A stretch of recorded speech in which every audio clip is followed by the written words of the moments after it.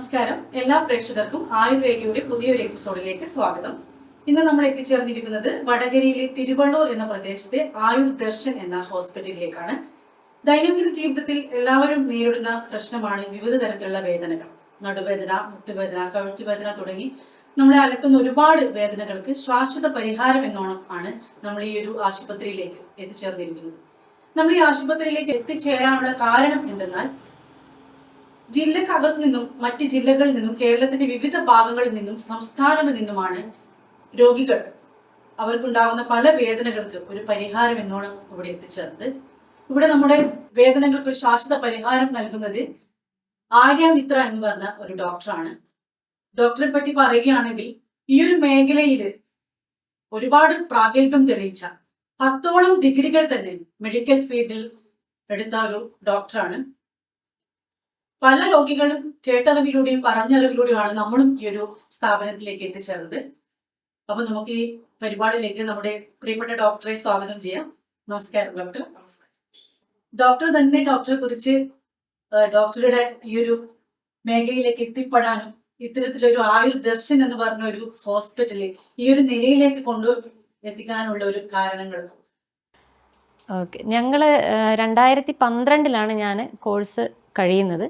അപ്പോൾ ആ സമയം മുതൽ തന്നെ നിരവധി ഡോക്ടേഴ്സിൻ്റെ അടുത്ത് നമ്മൾ അതായത് ആയുർവേദത്തിനെ കുറിച്ച് കൂടുതൽ അറിയാൻ വേണ്ടിയിട്ട് ഞാൻ പോയിട്ടുണ്ടായിരുന്നു. അതിനുശേഷം 2016 ആ ഒരു ഘട്ടത്തിലാണ് നമ്മൾ സ്വന്തമായിട്ട് ആയുർദർശൻ എന്നുള്ള ഈ ഒരു സ്ഥാപനത്തിലേക്ക് എത്തിപ്പെടുന്നത്, സ്റ്റാർട്ട് ചെയ്യുന്നത്. അപ്പോൾ തുടങ്ങുന്ന സമയത്ത് തന്നെ നമ്മൾ വ്യത്യസ്തമായിട്ട്, അതായത് സാധാരണ ഒരു ആയുർവേദ ചികിത്സാലയം നൽകുന്നതിനേക്കാൾ ഉപരി വ്യത്യസ്തമായിട്ടുള്ള കാര്യങ്ങൾ പ്രൊവൈഡ് ചെയ്യണം എന്നുള്ളൊരു താല്പര്യം നമുക്കുണ്ടായിരുന്നു. അതുകൊണ്ട് തന്നെ നമ്മൾ വ്യത്യസ്തങ്ങളായിട്ടുള്ള ട്രീറ്റ്മെൻറ്റ് പ്രോട്ടോക്കോൾ ഡെവലപ്പ് ചെയ്തു. അതിൽ ഏറ്റവും കൂടുതൽ എടുത്തു പറയേണ്ടത് വെരിക്കോസ് വെയിന്, വെരിക്കോസ് അൾസർ, അതുപോലെ ഈ വിവിധങ്ങളായിട്ടുള്ള സർജറി മാത്രം നിർദ്ദേശിക്കപ്പെട്ടിട്ടുള്ള ഡിസ്ക് റിലേറ്റഡ് ആയിട്ടുള്ള കംപ്ലയിൻറ്റ്സ്. അപ്പോൾ നമ്മൾ സർജറി ഒഴിവാക്കുക എന്നുള്ള ഒരു ലക്ഷ്യത്തോടെ വ്യത്യസ്തങ്ങളായിട്ടുള്ള ട്രീറ്റ്മെൻറ്റ് പ്രോട്ടോക്കോൾ ഡെവലപ്പ് ചെയ്യുകയും അതിൽ നിന്ന് രോഗശമനം നേടിയിട്ടുള്ള ആളുകൾ മൗത്ത് പബ്ലിസിറ്റി വഴി, അതായത് ഒരാൾക്ക് മാറിക്കഴിഞ്ഞാൽ അവർ സ്വാഭാവികമായിട്ടത് മറ്റുള്ളവരുടെ അടുത്ത് അത് ഷെയർ ചെയ്യുന്നത് വഴിയാണ് നമുക്ക് ഇത്രയും നിങ്ങളിപ്പോൾ പറഞ്ഞതുപോലെ തന്നെ കേരളത്തിൻ്റെ ഉള്ളിൽ നിന്നും പുറത്തു നിന്നുള്ള പേഷ്യൻസ് നമ്മളെ അന്വേഷിച്ചെത്താൻ തുടങ്ങിയത്. അപ്പോൾ അങ്ങനെയുള്ളൊരു വ്യത്യസ്തമായിട്ടുള്ളൊരു ചികിത്സാ രീതിയാണ് നമ്മൾ ഡെവലപ്പ് ചെയ്തെടുത്തിട്ടുള്ളത്. അതുപോലെ തന്നെ നമ്മൾ ഉപയോഗിക്കുന്ന മെഡിസിൻസ് നമ്മുടേതായിട്ടുള്ള ഫോർമുലേഷൻസാണ് മാക്സിമം പേഷ്യൻസിന് കൊടുക്കാൻ വേണ്ടിയിട്ട് ശ്രമിക്കാറുള്ളത്. അത് പുറമേക്കുള്ള മരുന്നുകളാണെങ്കിലും ഉള്ളിലേക്കുള്ള മരുന്നുകളാണെങ്കിലും നമ്മൾ പേഷ്യൻസിൻ്റെ കണ്ടീഷൻ അനുസരിച്ച് തന്നെ കൊടുക്കാൻ വേണ്ടിയിട്ട് ശ്രദ്ധിക്കുന്നുണ്ട്. ഡോക്ടർ, ഈ ഒരു സ്ഥാപനം 9 വർഷമായി ഇവിടെ വടകരയിലെ തിരുവള്ളൂരിൽ ഈ സ്ഥാപനം പ്രവർത്തിക്കാൻ തുടങ്ങിയിട്ട്.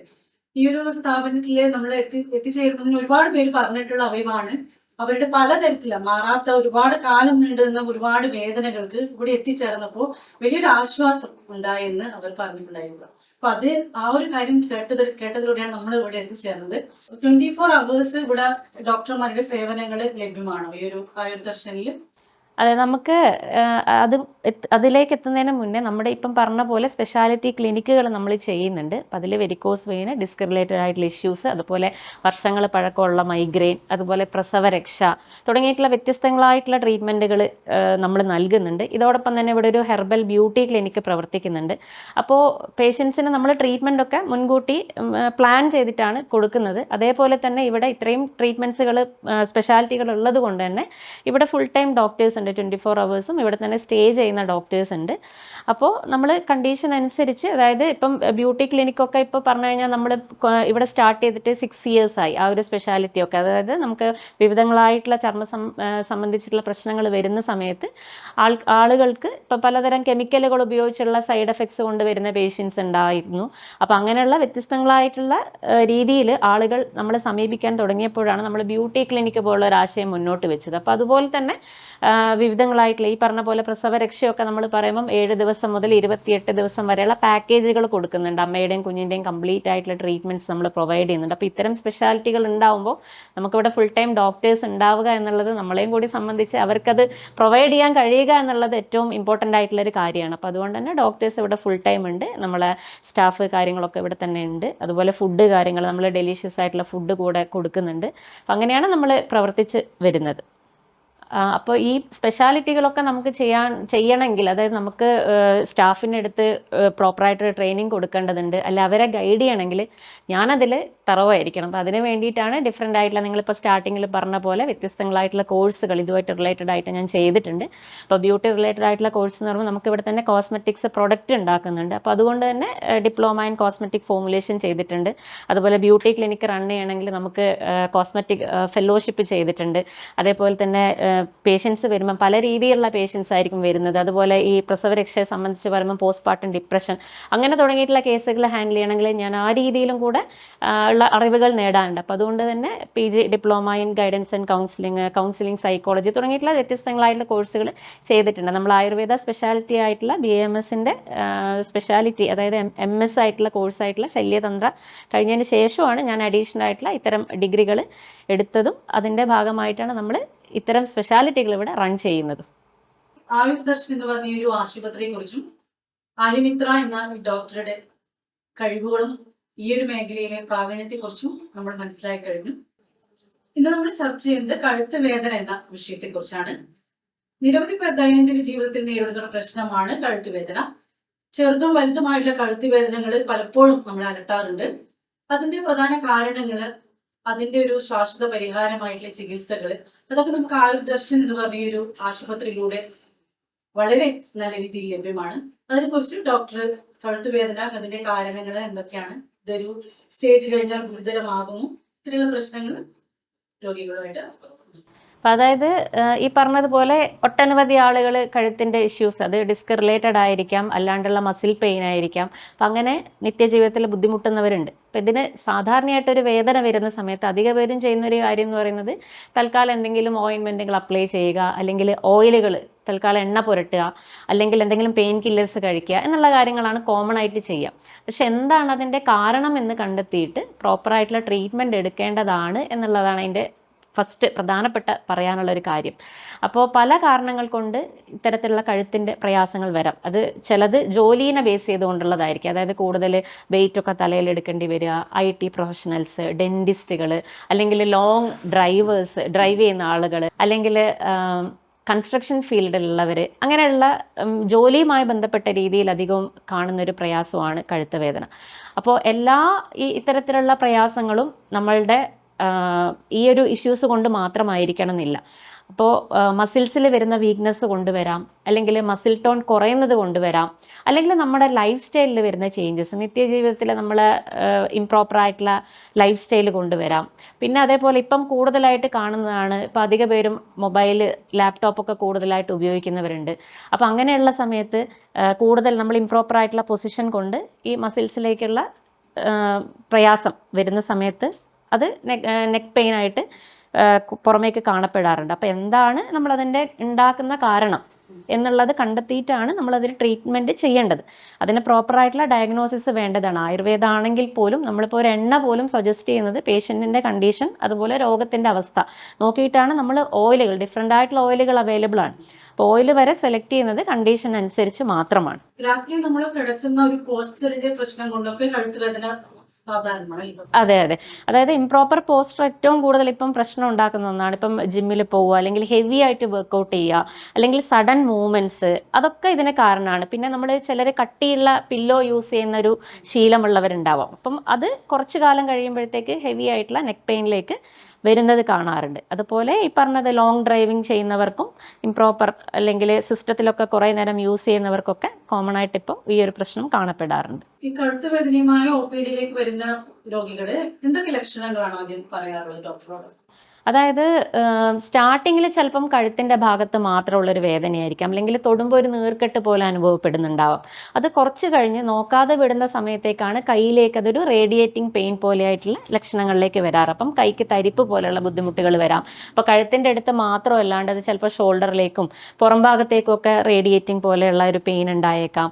പിന്നെ ചിലർക്ക് അതിപ്പോൾ നമ്മൾ നട്ടെല്ലിൻ്റെ ഘടനയെ പറ്റിയും കൂടി പറയേണ്ടതായിട്ടുണ്ട്. ഇങ്ങനൊരു പ്രയാസം വരുമ്പോൾ, അതായത് നട്ടെല്ല് എന്ന് പറയുന്നത് 33 കശേരുക്കൾ ചേർന്നിട്ടുള്ള ഒരു സ്ട്രക്ചറാണ്. അപ്പം അതിൻ്റെ ആ സെർവിക്കൽ ഏരിയ, അതായത് കഴുത്തിൻ്റെ ഏരിയ എന്ന് പറയുന്നത് C1 മുതൽ C7 വരെയുള്ള 7 വെർട്ടിബ്രാസ് ചേർന്നതാണ് നമ്മുടെ നട്ടലിൻ്റെ ഭാഗം, കഴുത്തിൻ്റെ ഭാഗം. അപ്പോൾ ഈ ഒരു ഇതിൽ നമുക്ക് ആദ്യത്തെ ഒരു C1, C2, C3 എന്ന് തുടങ്ങിയിട്ടുള്ള കശേരുക്കളെയാണ് കൂടുതലായിട്ട് ഈ ഒരു പ്രശ്നം എഫക്റ്റ് ചെയ്യുന്നത് എന്ന് വെച്ച് കഴിഞ്ഞാൽ ചിലപ്പോൾ അത് തലയിലേക്ക് കൂടെ സ്പ്രെഡ് ചെയ്യുന്ന രീതിയിലുള്ള വേദനയായിട്ട് വരാം. അപ്പോൾ അതൊരു തലവേദന എന്നുള്ള രീതിയിലും പേഷ്യൻസ് പറയുന്നത് കാണാറുണ്ട്. പിന്നെ കൂടുതൽ ഈ പറഞ്ഞതുപോലെ മസിൽസിൽ ഉണ്ടാകുന്ന ഇഷ്യൂസ്, അതിൽ മസിൽസ് സ്ട്രെങ്തൻ അല്ല, കുറച്ചും കൂടെ വീക്കായിട്ടാണെങ്കിൽ, നമ്മളിപ്പോൾ കൂടുതൽ വെയിറ്റ് ഒക്കെ എടുക്കുക എന്നുള്ള ഒരു ലൈഫ് സ്റ്റൈൽ ഒക്കെ ആണെങ്കിൽ, അല്ലെങ്കിൽ ജോലിയുടെ ഭാഗമായിട്ട് വെയിറ്റ് ഒക്കെ എടുക്കേണ്ടി വരുന്നുണ്ടെങ്കിൽ അത് സ്വാഭാവികമായിട്ടും ആ ഒരു സ്ട്രെയിൻ നട്ടലിലേക്ക് കൂടെ ബാധിക്കുകയും നടുവിനും കൂടെ ഇഷ്യൂസ് വരുന്നതായിട്ട് കാണാറുണ്ട്. കാരണം അത് അങ്ങോട്ടും ഇങ്ങോട്ടും കണക്റ്റഡ് ആണ്. ഏറ്റവും കൂടുതൽ മൂവ്മെൻറ്റ്സ് വരുന്ന ഭാഗമാണ് നമ്മളെ സെർവിക്കൽ സ്പൈൻ എന്ന് പറയുന്നത്. അതേപോലെ തന്നെയാണ് ആ കഴുത്തിനുണ്ടാവുന്ന സ്ട്രെയിൻ കൊണ്ട് നടുവിലേക്കും പ്രയാസങ്ങൾ വരുന്നതും അതുകൊണ്ട് തന്നെയാണ്. കഴുത്തുവേദനയുമായി പറയുമ്പോൾ അതുമായി ബന്ധപ്പെട്ട് വളരെ കോമൺ ആയിട്ട് കേൾക്കുന്ന ഒരു പേരാണ് സെർവിക്കൽ സ്പോണ്ടിലോസിസ്. എന്താണ് ഈ സെർവിക്കൽ? അതായത് സെർവിക്കൽ സ്പോണ്ടൈലോസിസ് എന്നുള്ളത് നമുക്ക് ഒറ്റ വാക്കിൽ പറയുമ്പം തേയ്മാനം എന്നുള്ള രീതിയിലാണ് പറയാൻ പറ്റുക. അതിപ്പോൾ ഏജിനെ എഫക്റ്റ് ചെയ്തിട്ട് വരുന്നൊരു രീതിയിലേക്ക് അത് മാറിയിട്ടുണ്ട്. അതായത് ഒരു 50+ ഒക്കെ ആകുമ്പോഴത്തേക്ക് ഈ ഒരു പ്രയാസം കോമൺ ആയിട്ട് കാണുന്നുണ്ട്. അപ്പോൾ അതുകൊണ്ട് തന്നെ കഴുത്തിൻ്റെ ഭാഗത്ത്, അതായത് നമ്മുടെ മൊത്തം ശരീരത്തിൽ ഈ ബോൺസിൻ്റെ എൻഡിങ്ങിൽ ചെറിയ കാർട്ടിലേജ്, തരുണാസ്ഥികൾ ഉണ്ട്. ഈ തരുണാസ്ഥികൾക്ക് വരുന്ന ബ്രേക്കേജ്, അല്ലെങ്കിൽ അവിടത്തേക്ക് പ്രോപ്പറായിട്ടുള്ള സർക്കുലേഷൻ വരുന്നില്ല. അപ്പോൾ ആ ഒരു സമയത്ത് അവിടെ റഫ് ആവുകയും അങ്ങനെയാണ് ഈ തേയ്മാനം എന്ന് പറയുന്ന ഒരു വിഷയത്തിലേക്ക് അത് പോകുന്നത്. അപ്പോൾ ഇതുകൊണ്ട് തന്നെ വേദന, അതുപോലെ മൂവ്മെൻറ്റ്സ് റെസ്ട്രിക്റ്റഡ് ആവുക, അല്ലെങ്കിൽ നീർക്കെട്ട്, ഈ പറഞ്ഞ ബുദ്ധിമുട്ടിലേക്കൊക്കെ പോകുന്നത് കാണാറുണ്ട്. എല്ലാത്തരം കഴുത്തുവേദനയ്ക്കും ഒരേ തരം ചികിത്സാ രീതിയും പരിശോധനയുമാണോ നൽകുന്നത്, അല്ലെങ്കിൽ വ്യത്യസ്തമായ രീതിയിലാണോ പരിശോധന? നമ്മളിപ്പോൾ പരിശോധനയിലേക്ക് പോകുമ്പം എന്തായാലും എക്സ്റേ, MRI മുതലായിട്ടുള്ള ഫൈൻഡിങ്സ് കണ്ടിട്ട് തന്നെയാണ് നമ്മളും ട്രീറ്റ്മെൻറ്റ് ചെയ്യുക. പക്ഷെ അതിന് പുറമെ നമുക്കൊരു സ്പെഷ്യൽ ഡയഗ്നോസിങ് മെത്തേഡ് ഉണ്ട്. നമ്മൾ മർമ്മ പോയിൻറ്റ്സ് നോക്കിക്കഴിഞ്ഞാൽ നമുക്ക് ആളിൻ്റെ ഇഷ്യൂസ് ഏത് ഡിസ്ക് ആണ് എഫക്റ്റ് ചെയ്തിട്ടുള്ളത് എന്നുള്ളത് അറിയാൻ പറ്റും. അപ്പോൾ പേഷ്യൻസ് അവരുടെ MRI ഫൈൻഡിങ്സ്, എക്സ്റേ ഒക്കെ കൊണ്ടുവരുന്ന സമയത്ത് നമുക്കത് കാണാതെ തന്നെ നമുക്ക് മർമ്മ പോയിൻറ്റ്സ് വെച്ച് അവർക്ക് ഇന്ന സ്ഥലത്താണ് പ്രയാസം ഉള്ളത് എന്ന് പറയാൻ കഴിയാറുണ്ട്. അപ്പോൾ അത് വെച്ചിട്ട് നമ്മളതും അവരുടെ കൊണ്ടുവരുന്ന റിപ്പോർട്ട്സും കൂടി നോക്കിയിട്ടാണ് ട്രീറ്റ്മെൻറ്റ് കൊടുക്കുന്നത്. അതേപോലെ ട്രീറ്റ്മെൻറ്റ് പറയുമ്പോഴും അതിന് ഓരോ ഘട്ടങ്ങളുണ്ട്. കാരണം ഈ പറഞ്ഞതുപോലെ അധിക പേരും ചിലപ്പോൾ എണ്ണയൊക്കെ പുരട്ടി ഒരു റിലീഫ് ഇല്ല എന്ന് തോന്നുമ്പോൾ മാത്രം കാണിക്കാൻ വരുന്നവരാണ്. അപ്പം മസിൽ പെയിനും കാര്യങ്ങളൊക്കെയാണ്, നീർക്കെട്ടാണ് ബുദ്ധിമുട്ട് എന്ന് വെച്ച് കഴിഞ്ഞാൽ നമ്മൾ ആദ്യം അപ്ലൈ ചെയ്യാനുള്ള ലേപനങ്ങൾ അങ്ങനെയാണ് കൊടുക്കുക. അത് ഇങ്ങനത്തെ ഒരു കണ്ടീഷനിൽ, അതായത് ലേപനങ്ങളല്ലാതെ എണ്ണയൊക്കെ ഡയറക്റ്റ് പുരട്ടുമ്പോൾ ഉള്ള വേദന കൂടാനാണ് സാധ്യത. അപ്പോൾ അതുകൊണ്ട് ലേപനങ്ങളൊക്കെ പുരട്ടി നീരൊക്കെ കുറഞ്ഞതിന് ശേഷം നമ്മൾ അടുത്ത ഘട്ടമായിട്ടുള്ള ട്രീറ്റ്മെൻറ്റിലേക്ക് പോകും. അങ്ങനെയുള്ള സമയത്താണ് ഉള്ളിലേക്കുള്ള മരുന്നുകൾ കൊണ്ട് എഫക്റ്റീവ് ആവണമെങ്കിൽ, വലിയ ഇഷ്യൂസ് ഒന്നും ഇല്ലെങ്കിൽ നമുക്ക് ആ മരുന്നുകൾ കൊണ്ട് തന്നെ ക്ലിയർ ആക്കാൻ പറ്റും. ചില കേസുകൾ ഈ പറഞ്ഞ പോലെ കയ്യിലേക്ക് ഉള്ള തരിപ്പ് പോലെയുള്ള ബുദ്ധിമുട്ടുകളിലേക്കൊക്കെ എത്തിയിട്ടുണ്ടെങ്കിൽ നമ്മളതിന് പുറമേക്കുള്ള ട്രീറ്റ്മെൻറ്റ്സും കൂടിയും ചെയ്യേണ്ടി വരാറുണ്ട്. അപ്പം അങ്ങനെയുള്ള സമയത്താണ് നമ്മൾ എണ്ണ തേപ്പ് മുതലായിട്ടുള്ള ട്രീറ്റ്മെൻറ്റ്, വിവിധങ്ങളായിട്ടുള്ള കിഴികൾ, നസ്യം പോലുള്ള ട്രീറ്റ്മെൻറ്റ്സ്, അതുപോലെ എണ്ണ തളം കെട്ടി നിർത്തുന്ന ട്രീറ്റ്മെൻറ്റ്സ്, പിന്നെ നവര തേപ്പ്, കുറേ ഘട്ടങ്ങളുണ്ട്. അപ്പോൾ അത് ഓരോ പേഷ്യൻസിനും ട്രീറ്റ്മെൻറ്റ് വ്യത്യസ്തമായിരിക്കും. അവരുടെ കണ്ടീഷൻ അനുസരിച്ചിട്ടുള്ള ട്രീറ്റ്മെൻറ്റ്സ് ആണ് ഉണ്ടാവുക. അപ്പോൾ ഈ നമ്മളങ്ങനെ കമ്പൈൻ ചെയ്ത് കൊടുക്കുന്നത് കൊണ്ടാണ് നമുക്കൊരു കോഴ്സ് പോലുള്ള ട്രീറ്റ്മെൻറ്റിൽ തന്നെ അവർക്ക് റിലീഫ് കൊടുക്കാൻ പറ്റുന്നത്. ഇപ്പോൾ ലാസ്റ്റ് വീക്കിൽ പറയുമ്പോൾ ഒരു പേഷ്യൻറ്റ് വന്നിട്ടുണ്ടായിരുന്നു. അവർ 5 months കണ്ടിന്യൂ ആയിട്ട് ഉഴിച്ചിലാണ് ചെയ്തുകൊണ്ടിരിക്കുന്നത്. അപ്പോൾ അതൊക്കെ ശാസ്ത്രീയമായിട്ടുള്ള ചികിത്സയല്ല. അപ്പോൾ നമ്മളെപ്പോഴും ഒരു ഡോക്ടറിൻ്റെ അണ്ടറിൽ തന്നെ ട്രീറ്റ്മെൻറ്റ് എടുക്കാൻ ശ്രദ്ധിക്കേണ്ടതാണ്. കാരണം മനുഷ്യ ശരീരത്തിലാണ് ഈ 5 മാസം അവർ ഡെയിലി, അതായത് 150 days അവർ റെഗുലറായിട്ട് ഉഴിച്ചിൽ ചെയ്തു എന്നാണ് പറഞ്ഞത്. അപ്പോൾ അതൊക്കെ അശാസ്ത്രീയമായിട്ടുള്ള ചികിത്സയാണ്. അപ്പോൾ ശാസ്ത്രീയമായ ചികിത്സകൾ ഒരു കോഴ്സ് പോലെ 7 ദിവസം, 10, 14, 21 അങ്ങനെയുള്ളൊരു കോഴ്സിലാണ് ട്രീറ്റ്മെൻറ്റ് ഉണ്ടാവുക. മാക്സിമം നമ്മൾ അറ്റ് എ ടൈം ഒരു കോഴ്സ് 21 days ഒക്കെയാണ് കൊടുക്കുക. അപ്പം അതിനുശേഷം പേഷ്യൻറ്റിൻ്റെ ഒരു റെസ്റ്റ് പീരീഡും കൂടെ ഉണ്ടാവും. അതായത് ആയുർവേദ ട്രീറ്റ്മെൻറ്റ് എന്ന് പറയുമ്പോൾ ട്രീറ്റ്മെൻറ്റ് കഴിഞ്ഞാൽ അതിൻ്റെ ഒരു റെസ്റ്റും കൂടെയും കഴിയുമ്പോഴാണ് അവരുടെ ആ ഒരു മൊത്തം ആ ഒരു ട്രീറ്റ്മെൻറ്റ് പീരീഡ് കംപ്ലീറ്റ് ആവുക. അപ്പോൾ അതുകൂടി കഴിയുമ്പോഴത്തേക്ക് അവർക്ക് പഴയ രീതിയിലേക്കുള്ള ആ ഒരു ബുദ്ധിമുട്ടൊക്കെ കുറഞ്ഞൊരവസ്ഥയിലേക്ക് തന്നെ പോകാൻ പറ്റാറുണ്ട്. നമ്മളെല്ലാവരും എന്തെങ്കിലും ഒരു പ്രശ്നങ്ങൾ വരുമ്പോൾ, വേദനകൾ വരുമ്പോൾ അരവൈദ്യനായി മാറി പൊടിക്കൈകളൊക്കെ ഇതിനൊക്കെ ചെയ്യാറുണ്ട്. അപ്പൊ അത് എത്രത്തോളം ഇത്തരത്തിലുള്ള വേദനകൾക്ക് ഒരു പ്രശ്നമാണ്, നമ്മുടെ ഭാഗത്തു നിന്നുള്ള ഒരു സ്വയം ചികിത്സ എത്രത്തോളം പ്രശ്നം സൃഷ്ടിക്കും ഈ ഒരു വേദന? അതായത് ചെറിയ മസിൽ പെയിൻ ഒക്കെ ആണെങ്കിൽ ഈ പറഞ്ഞതുപോലെ നമുക്ക് സ്റ്റാർട്ടിങ്ങിൽ ഓയിലൊക്കെ അപ്ലൈ ചെയ്യുമ്പോൾ തന്നെ ഒരു റിലീഫ് കിട്ടും. പക്ഷെ അത് ആ സമയത്ത് നമ്മൾ എന്താണ് കാരണം എന്നുള്ളത് നോക്കാണ്ട് ഡിസ്കിലേക്കൊക്കെ അത് ഇറങ്ങിയിട്ടുണ്ടെങ്കിൽ, അതായത് ഡിസ്ക് സംബന്ധമായിട്ടുള്ള പ്രയാസങ്ങൾ പറയുമ്പോൾ ഡിസ്ക് ഹെർണിയേഷൻ, ഡിസ്ക് ഡീഹൈഡ്രേഷൻ, അതുപോലെ നമ്മളെ സ്പൈനൽ കോഡിന് തന്നെ നോർമലുള്ള ഒരു കർവേച്ചർ ഉണ്ട്, അതൊക്കെ ചെറിയൊരു വ്യത്യാസങ്ങളൊക്കെ ഉണ്ടെങ്കിൽ അതുമായിട്ട് ബന്ധപ്പെട്ടിട്ടുള്ള പെയിൻ ഉണ്ടാവാം. അതുപോലെ ചെറിയ ട്യൂമർ പോലുള്ളതാണെങ്കിൽ അതും ചിലപ്പോൾ നെക്ക് പെയിനിലേക്ക് വരാം. ആ ഒരു സെർവിക്കൽ ഏരിയയിലാണ് ട്യൂമർ എന്നുണ്ടെങ്കിൽ അങ്ങനെ വരാം. ചിലപ്പോൾ മസിൽ ടോൺ കുറയുന്നൊരവസ്ഥയിലാണെങ്കിൽ വരാം, ചിലപ്പോൾ ഏജിങ് കൊണ്ടുവരാം. അപ്പോൾ എന്താണ് നമ്മളെ പ്രായത്തിനനുസരിച്ചിട്ടുള്ള തേയ്മാനം കാര്യങ്ങളൊക്കെ ഇപ്പോൾ കോമൺ ആയിട്ടുള്ള കാണുന്നതാണ്. പിന്നെ അല്ലാണ്ടുള്ള പ്രയാസങ്ങളാണെങ്കിൽ നമ്മളത് പ്രോപ്പറായിട്ട് ഡയഗ്നോസ് ചെയ്യാതെ കുറേ കാലം ഇങ്ങനെ എണ്ണയൊക്കെ പുരട്ടി ഇരിക്കുമ്പോഴത്തേക്ക് ആ കണ്ടീഷൻ അവിടെ മോശമാവുകയാണ് ചെയ്യുന്നത്. അപ്പോൾ ആ സമയത്ത് നമ്മൾ ഒരുപാട് സ്ട്രഗിൾ ചെയ്യേണ്ടി വരും. അപ്പോൾ അതുകൊണ്ട് തന്നെ ഒന്ന് നമ്മൾ സ്പെഷ്യലായിട്ടുള്ള ട്രീറ്റ്മെൻറ്റ്സ് അല്ലെങ്കിൽ ഒരു ഡോക്ടറിൻ്റെ അണ്ടറിൽ ട്രീറ്റ്മെൻറ്റ് എടുക്കുക. ഒന്ന് കുറഞ്ഞതിന് ശേഷം നമുക്ക് ഫോളോ അപ്പ് കാര്യങ്ങൾ, എക്സസൈസ് പോലുള്ള കാര്യങ്ങളൊക്കെ സജസ്റ്റ് ചെയ്യാറുണ്ട്. അപ്പോൾ അത് മെയിൻറ്റെയിൻ ചെയ്ത് ബുദ്ധിമുട്ടില്ലാത്ത രീതിയിൽ കൊണ്ടുപോകാൻ കഴിയാറുണ്ട്. ഡോക്ടറിന് ഇപ്പോൾ കഴുത്ത് വേദനയ്ക്ക് നമുക്ക് നിർദ്ദേശിക്കാവുന്ന ചെറിയ തരം വ്യായാമങ്ങൾ, യോഗ, അങ്ങനെയുള്ള ചെറിയ കാര്യങ്ങളൊക്കെ എന്തൊക്കെയാണ്? അതിപ്പം ഈ പറഞ്ഞ പോലെ എക്സസൈസ്, യോഗയൊക്കെ നമുക്ക് സജസ്റ്റ് ചെയ്യാൻ കഴിയുന്നത് സിവിയർ ആയിട്ടുള്ള പെയിനുള്ള സമയങ്ങളിൽ ഇതൊന്നും ചെയ്യാതിരിക്കുക, മാക്സിമം റെസ്റ്റ് എടുക്കുക എന്നുള്ളതാണ് ഫസ്റ്റ് നിർദ്ദേശിക്കാനുള്ളത്. പക്ഷേ വേദനയൊക്കെ കുറഞ്ഞ് അവരുടെ ആ മൂവ്മെൻറ്റ്സ്, കശേരുക്കൾക്കുള്ള നോർമൽ ഫ്ലെക്സിബിലിറ്റി കിട്ടാൻ വേണ്ടിയിട്ടും മസിൽസ് ഒന്നും കൂടെ ഫ്ലെക്സിബിളൊക്കെ ആവാൻ വേണ്ടിയിട്ട് എന്തായാലും ഇത്തരത്തിലുള്ള യോഗ എക്സസൈസ് ഫോളോ അപ്പ് ചെയ്യുന്നത് എപ്പോഴും നല്ലതാണ്. അപ്പം യോഗയെ പറ്റി പറയുമ്പം സൂര്യ നമസ്കാരം തന്നെ ഇതിന് വളരെ എഫക്റ്റീവാണ്. അതുപോലെ മത്സ്യാസനം, ഭുജംഗാസനം തുടങ്ങിയിട്ടുള്ള മാർജാരാസനം മുതലായിട്ടുള്ള ആസനങ്ങൾ കഴുത്ത് വേദനയായിട്ട് ബന്ധപ്പെട്ട് വളരെയധികം റിലീഫ് നൽകുന്നവയാണ്. അതേപോലെ എക്സസൈസുകൾ നമ്മളെപ്പോഴും മൂവ്മെൻറ്റ്സിനെ കറക്റ്റ് ചെയ്യുക എന്നുള്ളതാണ്. അതായത് ക്ലോക്ക് വൈസിലുള്ള ഡയറക്ഷൻ തിരിച്ച് ആൻറ്റി ക്ലോക്ക് വൈസിലുള്ള റൊട്ടേഷൻ, അത് ഒരു കോഴ്സ് പോലെ ചെയ്യാൻ വേണ്ടിയിട്ട് കൊടുക്കും. ഒരു 10 to 15 ടൈംസ് റിപ്പീറ്റ് ചെയ്യാൻ പറയും. അതേപോലെ തന്നെ ഈ കഴുത്ത് നമ്മൾ എന്ത് ചെയ്യുക, ഷോൾഡറിലേക്ക് മുട്ടിക്കുന്ന രീതിയിലുള്ള എക്സസൈസുകൾ പറയാറുണ്ട്. അപ്പോൾ ഈ മസിൽസ് ഫ്ലെക്സിബിൾ ആവാൻ വേണ്ടിയിട്ടാണ്. പിന്നെ അതേപോലെ സ്ട്രെയിറ്റ് ആയിട്ട് നിന്നതിന് ശേഷം തോളലുകൾ ഈ പറഞ്ഞ പോലെ മൂവ്മെൻറ്റ്സ്, അപ്വേർഡ് മൂവ്മെൻറ്റ്സ് കൊടുക്കുന്നത് അവിടെയുള്ള മസിൽസ് കുറച്ചും കൂടെ സ്ട്രെങ്തൻ ചെയ്യാൻ വേണ്ടിയിട്ട് ഹെൽപ്പ് ചെയ്യുന്നുണ്ട്. പിന്നെ നമുക്ക് സജസ്റ്റ് ചെയ്യാൻ പറ്റുന്നത് ഈ നമ്മൾ കൈ കൊണ്ട് നെറ്റിയുടെ ഭാഗം നല്ല രീതിയിൽ പിറകോട്ടേക്ക് അമർത്തുക. ആ സമയത്ത് തന്നെ തല കൊണ്ട് എന്ത് ചെയ്യണം, നമ്മളത് ഫോഴ്സ്ഫുള്ളി മുന്നോട്ടേക്കായിരിക്കണം ആയേണ്ടത്. അപ്പം അങ്ങനെയുള്ളൊരു ഫോഴ്സ്ഫുൾ ഒരു ആക്ഷൻ വരുന്ന സമയത്ത് ഈ നെക്ക് മൂവ്മെൻറ്റ്സിനെ കുറച്ചും കൂടെ ഇമ്പ്രൂവ് ചെയ്യാനും ഈ പറഞ്ഞ പോലെ ഫ്ലെക്സിബിലിറ്റി ഒക്കെ ഒന്ന് കൂട്ടാനും വേണ്ടിയിട്ട് ഹെൽപ്പ് ചെയ്യുന്നുണ്ട്. അപ്പോൾ ഈ കാര്യങ്ങളൊക്കെ നമ്മൾ ട്രീറ്റ്മെൻറ്റ് കഴിഞ്ഞതിന് ശേഷം അവർക്ക് ഈ റെഗുലറായിട്ട് ഇത് പ്രാക്ടീസ് ചെയ്യുന്നത് വഴി പ്രയാസങ്ങളെ കംപ്ലീറ്റ്ലി കുറയ്ക്കാൻ വേണ്ടിയിട്ട് ഹെൽപ്പ് ചെയ്യുന്നതാണ്. ചിലപ്പോഴൊക്കെ നമ്മൾ ചില വേദനകൾ വലിയ കാര്യമാക്കാറില്ല. അത്തരത്തിലുള്ള കാര്യമാക്കാതെ നമ്മൾ വളരെ കെയർലെസ് ആയി തള്ളിക്കളയുന്ന വേദനകൾ കോംപ്ലിക്കേഷൻസ് ആയി വരാനുള്ള സാധ്യതകളുണ്ടോ? അതായത് മുൻപ് എന്തെങ്കിലും പരിക്കുകളൊക്കെ പറ്റി അതിൻ്റെ ഭാഗമായിട്ട് ചിലപ്പം പ്രോപ്പറായിട്ട് നോക്കാതെ വരുന്ന സമയത്ത് അതിൻ്റെ ഭാഗമായിട്ട് ചിലപ്പോൾ ഈ പറഞ്ഞ പോലെയുള്ള രീതിയിൽ വേദനകളായിട്ട് പ്രസൻറ്റ് ചെയ്യാറുണ്ട്. പിന്നെ സ്പോർട്സുമായിട്ട് റിലേറ്റഡ് ആയിട്ടുള്ള സ്പോർട്സ് ഇഞ്ചുറീസ് പ്രോപ്പറായിട്ട് കെയർ ചെയ്തിട്ടില്ലെങ്കിൽ ഈ പറഞ്ഞതുപോലെ നെക്ക് പെയിനും ബാക്ക് പെയിനും ഒക്കെ ആയിട്ട് കാണപ്പെടാറുണ്ട്. പിന്നെ നമ്മളിപ്പം എക്സ്പ്ലെയിൻ ചെയ്തിട്ടുണ്ടായിരുന്നു സെർവിക്കൽ സ്പോണ്ടൈലോസിസിനെ പറ്റി. അതേപോലെ തന്നെ പല കണ്ടീഷൻസ് ഉണ്ട്. സെർവിക്കൽ സ്പോണ്ടൈലൈറ്റിസ് ഉണ്ട്, അതായത് എന്തെങ്കിലും ഇൻഫ്ലമേഷൻ സെർവിക്കൽ ഏരിയയിലേക്ക് വരുന്നതാണ്. അത് നമ്മളെ റുമറ്റോയ്ഡ് ആർത്രൈറ്റിസ് പോലെ എന്തെങ്കിലും ഇൻഫ്ലമേറ്ററി ആയിട്ടുള്ള അസുഖങ്ങളുടെ ഭാഗമായിട്ട് വരുന്നതാണ്. ആങ്കൈലോസിങ് സ്പോണ്ടൈലൈറ്റിസ് പോലെയുള്ള ഇഷ്യൂസിൻ്റെ ഭാഗമായിട്ട് വരുന്നതായിട്ടും കാണാം. അത്തരത്തിലുള്ള പ്രയാസങ്ങളും ആണ് എന്നുള്ളൊരു ഡൗട്ട്ഫുൾ ആണെങ്കിൽ നമ്മൾ ബ്ലഡ് ടെസ്റ്റുകളും കൂടെ സജസ്റ്റ് ചെയ്യേണ്ടതാണ്. ഈ പറഞ്ഞ പോലെ MRIയും എക്സ്റേക്കും പുറമെ ബ്ലഡ് ടെസ്റ്റുകളും കൂടെ സജസ്റ്റ് ചെയ്യാറുണ്ട്. അതായത് ചികിത്സകളെ പറ്റി പറയുമ്പോൾ നമ്മളൊരു ഓരോ സിസ്റ്റമാറ്റിക് ആയിട്ടാണ് ട്രീറ്റ്മെൻറ്റ് ചെയ്യുന്നത്. അപ്പം വലിയ കുഴപ്പങ്ങളൊന്നും ഇല്ലാത്ത കേസ് മസിൽ പെയിൻ മാത്രമാണ് എന്നുള്ളത് നമുക്ക് പേഷ്യൻറ്റിനെ കാണുമ്പോൾ അറിയാൻ പറ്റുമല്ലോ. അപ്പോൾ അവരുടെ ലക്ഷണങ്ങളും കൂടി അനുസരിച്ചാണ് ചികിത്സ നിർദ്ദേശിക്കാൻ പറ്റുക. അപ്പോൾ നമ്മളൊരു 5 ഡേയ്സിൻ്റെ 7 ഡേയ്സിൻ്റെ ഉള്ളിലേക്കുള്ള മരുന്നുകൾ, അതേപോലെ നീർക്കെട്ട് മാത്രമാണ് മസിലിൻ്റെ ഇഷ്യൂസ് ആണെങ്കിൽ നമ്മൾ പുരട്ടാനുള്ള മരുന്നുകളാണ് ആദ്യം കൊടുക്കുക. അതിനുശേഷം ആ ഒരു രീതിയിലല്ലാത്ത കേസുകളാവുമ്പോൾ മാത്രം നമ്മൾ അടുത്ത ഘട്ടത്തിലേക്കും കൂടി പോവേണ്ടതുണ്ട്. അപ്പം അങ്ങനെയാകുമ്പോൾ നമ്മൾ പുറമേക്കുള്ള ട്രീറ്റ്മെൻറ്റുകൾ, അതായത് എണ്ണ തേപ്പ്, പിന്നെ ഈ പറഞ്ഞ പോലെ നവരക്കിഴികൾ, നസ്യം, അതുപോലെ എണ്ണ തളം കെട്ടി നിർത്തുന്ന ട്രീറ്റ്മെൻറ്റ്, അങ്ങനെ വിവിധങ്ങളായിട്ടുള്ള ട്രീറ്റ്മെൻറ്റുകളും കൂടി കടന്നു പോകുന്നതായിരിക്കും അപ്പോൾ ട്രീറ്റ്മെൻറ്റിൻ്റെ ഘട്ടം എന്ന് പറയുന്നത്. അതിനുശേഷം മൂന്നാമത്തെ ഘട്ടം എന്ന് പറയുന്നത് ഈ പറഞ്ഞതുപോലെ ഈ ഡിസ്കിലേക്കുള്ള ഫ്ലൂയിഡിൻ്റെ ഒക്കെ ചിലപ്പോൾ കുറവ് ഉണ്ടാവാം. അപ്പം നമ്മൾ അതിന് വേണ്ടിയിട്ടുള്ള ഉള്ളിലേക്കുള്ള പ്രിപ്പറേഷൻസ്, മരുന്നുകൾ ആ ഒരു ഘട്ടത്തിൽ ഘട്ടത്തിൽ 3-ാം ഘട്ടമായിട്ട് കൊടുക്കും.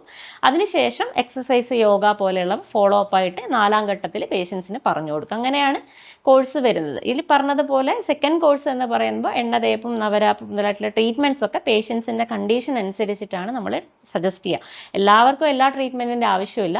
അപ്പോൾ പല കണ്ടീഷൻസ് ഉണ്ടാവും. സെർവിക്കൽ സ്പോണ്ടൈലോസിസ്, അതേപോലെ സെർവിക്കൽ റേഡിക്കുലോപ്പതി, അതൊക്കെ ആകുമ്പോൾ കയ്യിലേക്കുള്ള തരിപ്പ് പോലെയുള്ള കാര്യങ്ങളാണ് ഉണ്ടാവുക. അപ്പോൾ തരിപ്പ് പോലെയുള്ള കണ്ടീഷൻസ് ആകുമ്പോൾ നമ്മൾ ആ രീതിയിലുള്ള ട്രീറ്റ്മെൻ്റ് ആണ് ഉണ്ടാവുക. അല്ലെങ്കിൽ ഷോൾഡർ വരെയുള്ള റേഡിയേറ്റിംഗ് പെയിൻ ആണെങ്കിൽ ട്രീറ്റ്മെൻറ്റ് വ്യത്യസ്തമായിരിക്കും. അപ്പോൾ ഓരോ കണ്ടീഷൻ അനുസരിച്ച് നമ്മൾ അവരുടെ പേഷ്യൻറ്റിൻ്റെ ലക്ഷണങ്ങളും അവരുടെ ഈ പറഞ്ഞ പോലെ ഫൈൻഡിങ്സും നോക്കിയിട്ട് തന്നെയാണ് ട്രീറ്റ്മെൻറ്റ് സജസ്റ്റ് ചെയ്യാൻ പറ്റുക. മറ്റ് ആയുർവേദ ചികിത്സാ രീതികളിൽ നിന്ന് ആയുർ ദർശൻ വ്യത്യസ്തമാകുന്നത് എങ്ങനെയാണ്? അതായത് നമ്മുടെ തന്നെ മെഡിസിൻസ് ആണ് നമുക്ക് ഏറ്റവും കൂടുതൽ ഹൈലൈറ്റ് ചെയ്ത് പറയാൻ പറ്റുന്നത്. ഒരു 180ഓളം മരുന്നുകൾ നമ്മൾ ഇവിടെ തന്നെ പ്രിപ്പയർ ചെയ്യുന്നുണ്ട്. അതിൽ കഷായ പൊതികളുണ്ട്, വീട്ടിലെത്തിയിട്ട് വെള്ളമൊഴിച്ച് ഒന്ന് കുറുക്കി കുടിക്കേണ്ട രീതിയിലുള്ള മരുന്നുകളുണ്ട്.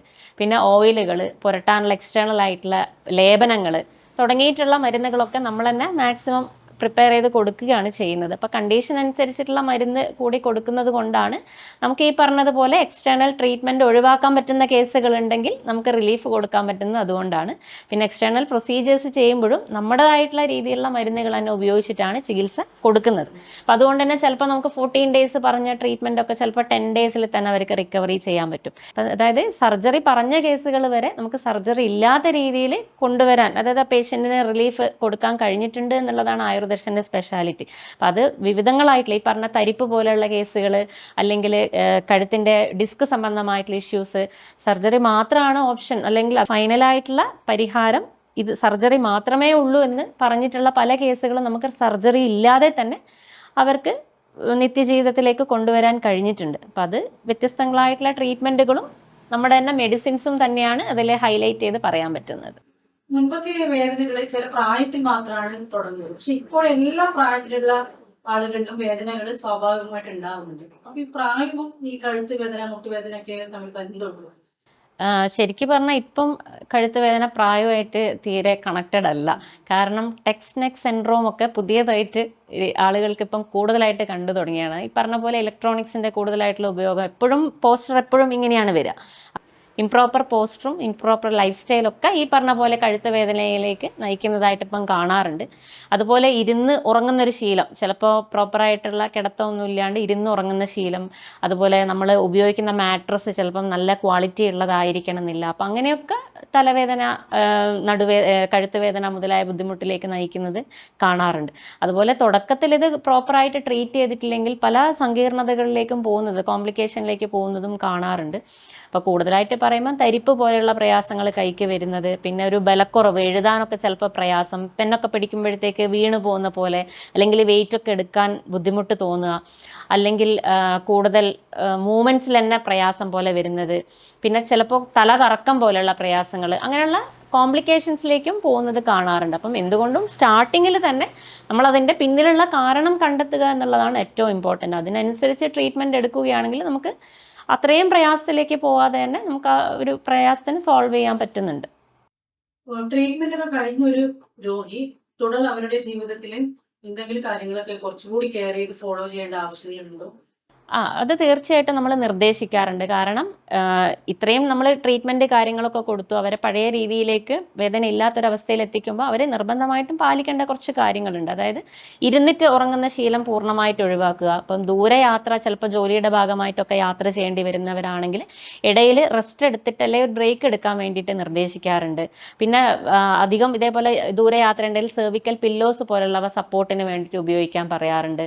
പിന്നെ കമിഴ്ന്ന് കിടന്നുറങ്ങുന്ന ശീലം ഉണ്ടെങ്കിൽ അത് മാക്സിമം അവോയ്ഡ് ചെയ്യുന്നതായിരിക്കും നല്ലത്. അതേപോലെ വെയിറ്റൊക്കെ തലയിലേക്ക് എടുക്കുന്നതാണെങ്കിൽ പൂർണ്ണമായിട്ടും ഒഴിവാക്കാൻ വേണ്ടിയിട്ട് പറയാറുണ്ട്. പിന്നെ എണ്ണകൾ ഏറ്റവും ഇമ്പോർട്ടൻ്റ് ആയിട്ടുള്ള കാര്യമാണ്. ആയുർവേദിക്കിൽ ഇപ്പോൾ പലതരം എണ്ണകൾ ഉപയോഗിക്കുന്നവരുണ്ടാവും. ഇപ്പം കൂടുതൽ തണുപ്പുള്ള, ഇപ്പോൾ കറ്റാർ വാഴ പോലെയുള്ള കണ്ടൻസൊക്കെ ഉള്ള എണ്ണകളാണെങ്കിൽ ചിലപ്പോൾ പെട്ടെന്ന് ഡിസ്കിലേക്കുള്ള നീരിറക്കം പോലെയുള്ള കാര്യങ്ങൾ വരാൻ ചാൻസ് ഉണ്ട്. അപ്പോൾ അത്തരത്തിലുള്ള എണ്ണകൾ ഒഴിവാക്കാൻ വേണ്ടിയിട്ട് പറയാറുണ്ട്. പിന്നെ എപ്പോഴും TV മുതലായിട്ടുള്ള ഇലക്ട്രോണിക്സ് ഒക്കെ യൂസ് ചെയ്യുമ്പോൾ എപ്പോഴും കണ്ണിൻ്റെ ലെവലിൽ, ഐ ലെവൽ മെയിൻറ്റെയിൻ ചെയ്യാൻ വേണ്ടിയിട്ടും പറഞ്ഞു കൊടുക്കാറുണ്ട്. അതുപോലെ ഫോണൊക്കെ യൂസ് ചെയ്യുമ്പോഴും പൊസിഷൻ എപ്പോഴും ഇമ്പോർട്ടൻ്റ് ആണ്. പിന്നെ ചെയ്യാൻ പറ്റുന്നത് അധികം ഹൈറ്റുള്ള പില്ലോസ് യൂസ് ചെയ്യുന്നവരാണെങ്കിൽ മാക്സിമം അത് ഒഴിവാക്കുക എന്നുള്ളതാണ്. അതൊക്കെ തന്നെയാണ് കോമൺ ആയിട്ട് പറയാറുള്ളത്. പിന്നെ കുളിച്ചു കഴിഞ്ഞാൽ, അതും കോമൺ ആയിട്ട് കാണുന്നതാണ്, കുളിച്ചു കഴിഞ്ഞാൽ ചിലപ്പോൾ തലയിൽ ഈ തോർത്ത് കെട്ടി വെക്കുന്ന ശീലം അധികം സ്ത്രീകൾക്ക് ഉണ്ടാവുന്നതാണ്. അപ്പോൾ അത് ഒഴിവാക്കാൻ, കാരണം ഡിസ്കിലേക്ക് പെട്ടെന്ന് നീരിറക്കം വരികയും അപ്പം ബുദ്ധിമുട്ട് വരുന്നതും കാണാറുണ്ട്. അപ്പം അങ്ങനത്തെ കാര്യങ്ങളൊക്കെ ഒഴിവാക്കാൻ വേണ്ടിയിട്ട് പറഞ്ഞു കൊടുക്കാറുണ്ട്. പിന്നെ എക്സസൈസ്, യോഗ മുതലായവ പേശിയുടെ ആ ഒരു സ്ട്രെങ്തനിങ് ആയിട്ടുള്ള എക്സസൈസ്, യോഗാസൊക്കെ സജസ്റ്റ് ചെയ്യാറുമുണ്ട്. ഇപ്പൊ നമ്മുടെ ജീവിതത്തിൽ അശ്രദ്ധമായിട്ടുള്ള ജീവിത ശൈലികളാണ് ഇത്തരത്തിലുള്ള വേദനകൾക്ക് പ്രധാനമായിട്ടുള്ള കാരണമായി മാറുന്നത്. അതായത് ഇംപ്രോപ്പർ ആയിട്ടുള്ള ലൈഫ് സ്റ്റൈലും നമ്മുടെ ആ ഒരു പോസ്ചർ മെയിൻറ്റെയിൻ ചെയ്യുക എന്നുള്ളത് ഏറ്റവും ഇമ്പോർട്ടൻ്റ് ആണ്. അപ്പോൾ അതൊക്കെ പ്രോപ്പർ അല്ലാത്തത് കൊണ്ട് ഇത്തരം പ്രയാസങ്ങളിലേക്ക് നയിക്കാറുണ്ട്. പിന്നെ നമ്മൾ നേരത്തെ പറഞ്ഞതുപോലെ ഇതിൻ്റെ പിന്നിലുള്ള കാരണം, അതായത് ട്യൂമർ പോലെയുള്ള കാരണങ്ങളൊക്കെ ഉണ്ടെങ്കിൽ നമ്മൾ തീർച്ചയായും അത് കണ്ടെത്തിയാൽ തന്നെയാണ് അതിൻ്റെ പ്രോപ്പർ ആയിട്ടുള്ള ട്രീറ്റ്മെൻറ്റ് എടുക്കാൻ പറ്റുള്ളൂ. അപ്പോൾ സ്റ്റാർട്ടിങ്ങിൽ തന്നെ ഇത് എല്ലാവർക്കും കാണുന്ന പോലെയുള്ളൊരു വേദനയാണ്, അത് സ്വാഭാവികമായിട്ട് മാറും എന്നുള്ളൊരു ധാരണ മാറ്റുക, എന്താണ് അതിൻ്റെ പ്രോപ്പർ സൊല്യൂഷൻ എന്നുള്ളതിലേക്ക് എത്തിച്ചേരുക എന്നുള്ളതാണ് സജസ്റ്റ് ചെയ്യാനുള്ളത്. നേരത്തെ ഇതിന്റെയൊക്കെ ലക്ഷണങ്ങളുമായി വന്ന രോഗികൾ പരിപൂർണമായിട്ടും മറ്റു വലിയ സങ്കീർണത ഇല്ലാതെ മാറിയവരൊക്കെ ഉണ്ടായിട്ടുണ്ടാകും. അതെ, ഇഷ്ടംപോലെ കേസുകൾ നമ്മൾ സ്റ്റാർട്ടിങ്ങിൽ പറഞ്ഞു, ഇതിപ്പോൾ 9 years ആയിട്ടുള്ള ഹോസ്പിറ്റലാണ്. ഇപ്പം നമുക്ക് ഒരുപാട് പേര് സർജറി നിർദ്ദേശിക്കപ്പെട്ട, അതായത് കഴുത്ത്, നടു, ഡിസ്ക് റിലേറ്റഡ് ആയിട്ടുള്ള ഇഷ്യൂസ് ഉള്ളവരൊക്കെ നമുക്ക് അല്ലാതെ തന്നെ നമ്മുടേതായിട്ടുള്ള ട്രീറ്റ്മെൻറ്റിലൂടെ തന്നെ അവരെ പൂർണ്ണമായിട്ടും പഴയ ജീവിതത്തിലേക്ക് കൊണ്ടുവരാൻ കഴിഞ്ഞിട്ടുണ്ട്. ഒരുപാട് നിരവധി പേരുടെ അനുഭവ സാക്ഷ്യങ്ങൾ അവരുടെ തന്നെ വാക്കുകളിൽ പറഞ്ഞിട്ടുള്ളത് നമ്മുടെ കയ്യിലുണ്ട്, നമ്മുടെ സോഷ്യൽ മീഡിയ പേജുകളിലൊക്കെ ഉള്ളതാണ്. അപ്പം വേണമെങ്കിൽ നമുക്ക് അനുഭവസ്ഥരുടെ സാക്ഷ്യം നമുക്കൊന്ന് കേട്ട് നോക്കാം.